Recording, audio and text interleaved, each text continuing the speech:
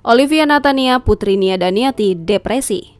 Olivia Natania, putri penyanyi Nia Daniati disebut mengalami tekanan mental akibat dituding melakukan penipuan berkedok CPNS. Kondisi ini diungkap kuasa hukum Olivia, Susanti Agustina, yang menyebut kliennya depresi. Apalagi lantaran kasus ini ramai hingga menjadi pemberitaan di masyarakat. Dilansir kanal YouTube Star Story pada Selasa 5 September 2021, Susanti membeberkan persiapan yang digunakan untuk melawan pelapor. Selain mengumpulkan bukti-bukti, Susanti juga menyiapkan mental Olivia yang merasa namanya tercemar akibat kasus tersebut. Apalagi kini Olivia mengalami tekanan berat akibat merasa dikambing hitamkan. Oleh sebab itu, pihaknya berusaha mengumpulkan bukti kuat untuk membantu Olivia memberikan bantahan. Namun sayangnya sejumlah dokumen diklaim terkena banjir hingga tak bisa digunakan sebagai bukti. Oleh sebab itu, pihaknya hanya bisa bergantung pada bukti rekening koran berisi data transfer dari rekening Olivia.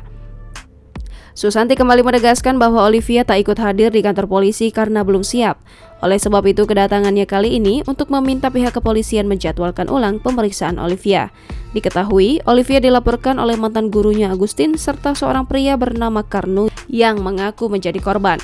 Di belakang mereka diklaim ada 225 korban lain yang merasa tertipu tawaran Olivia untuk menjadikannya PNS lewat jalur belakang.